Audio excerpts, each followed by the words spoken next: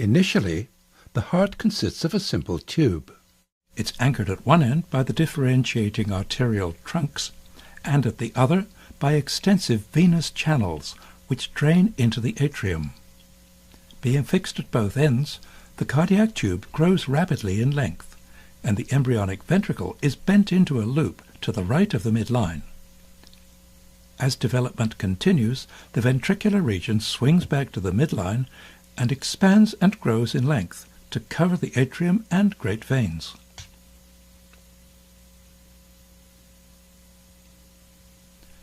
Extensive saculations projecting laterally will ultimately become the right atrium and left atrium.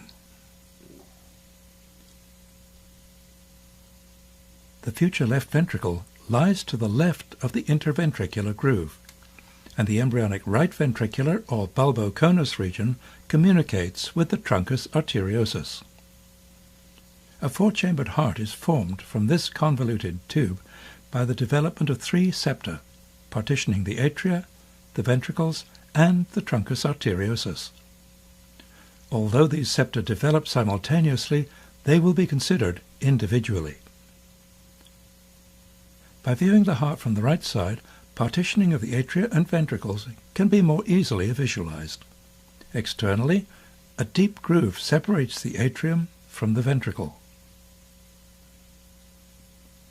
Within the heart, the atrioventricular groove appears as a deep invagination, which constricts the atrioventricular canal at its waist.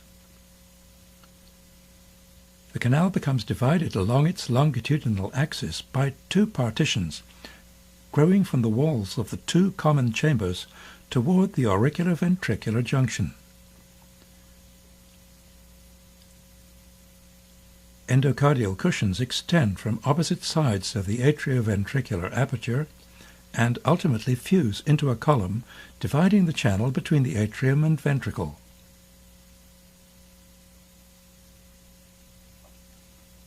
From the interventricular ridge, a proliferating muscular septum advances across the common ventricle toward the base of the heart. Simultaneously, the interatrial septum rapidly grows toward the endocardial cushions, progressively constricting the foramen between the atrial chambers, the foramen primum. Before the foramen primum becomes obliterated, a new opening appears high on the interatrial septum. The timely development of this orifice, the foramen secundum, provides uninterrupted shunting of blood from the right atrium directly into the left. Another interatrial septum, the septum secundum, develops from a ridge just to the right of the septum primum and extends down like a curtain over the interatrial fenestration. The advanced edge of the septum secundum forms the foramen ovale, with the septum primum acting as a unidirectional flutter valve. Thus, blood can flow only from the right atrium to the left.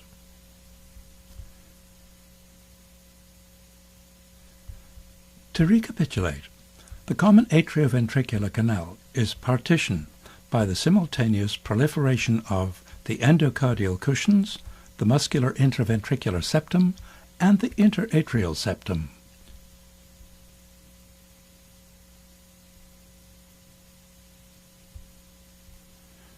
The septum secundum produces the foramen ovale, with the septum primum acting as a membranous valve. An opening persists between the ventricular cavities. Closure of this interventricular foramen awaits the elaboration of a complex spiral septum, which splits the truncus arteriosus and conus region into the aorta and pulmonary artery. The formation of this partition is more clearly seen if the heart is turned by 45 degrees. Originally, the right and left ventricles share a common outflow channel, the truncus arteriosus, which gives rise to the aortic arches. The truncus arteriosus is presented schematically as a transparent cylinder. The bifurcation of the truncus arteriosus, illustrated here, represents two of the aortic arches. The fourth aortic arch forms the aorta, and the sixth is the origin of the pulmonary artery. A pair of ridges which develop at the bifurcation spiral down the truncus arteriosus. They fuse along the axis of the cylinder to produce a single spiral septum, extending down towards the ventricles. The interventricular foramen is obliterated by masses of endocardial tissue from the ventricular septum, by the endocardial cushions, and by the spiral aortic septum. The partitioning of the heart into its component chambers and corresponding arteries is now complete. The significance of the spiral aortic pulmonary septum is more readily appreciated in a frontal view of the heart. The aortic pulmonary septum executes a spiral of 180 degrees and swings into line with the superior margin of the interventricular septum. This process accounts for the manner in which the aortic and pulmonary trunks are entwined in the fully developed heart. Blood from the left ventricle enters the aorta, which passes to the right behind the pulmonary artery. Blood from the right ventricle enters the pulmonary artery, which passes in front of the aorta, turning posteriorly on the left side of the mediastinum.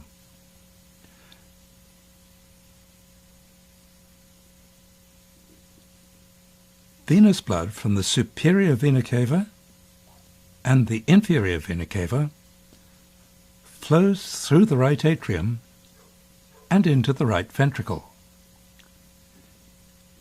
It's ejected into the pulmonary artery, where a major portion continues through the ductus arteriosus into the descending aorta. Resistance to flow through the collapsed lungs is so great that only a small quantity of blood enters the pulmonary arteries.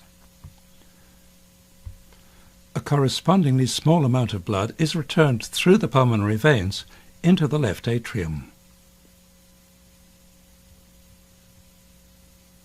Oxygenated blood from the placenta enters the inferior vena cava, but tends to stream across the right atrium through the foramen ovale and into the left atrium to supplement the scanty pulmonary venous return.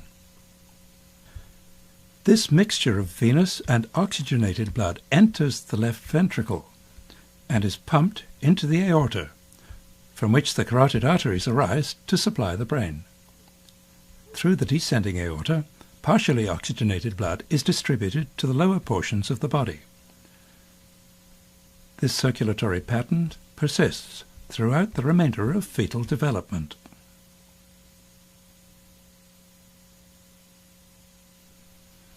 Within a very few minutes after delivery into the external world, the supply of oxygenated blood from the placenta is interrupted. If the infant is to survive, respiratory exchange in the lungs must be promptly established.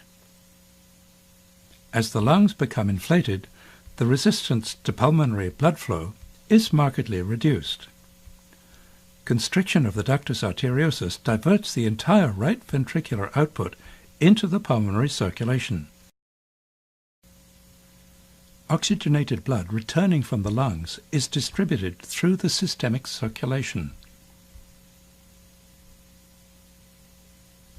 When the pressure in the left atrium exceeds that in the right atrium, the valvula is pressed over the foramen ovale, and partitioning of the heart is functionally complete.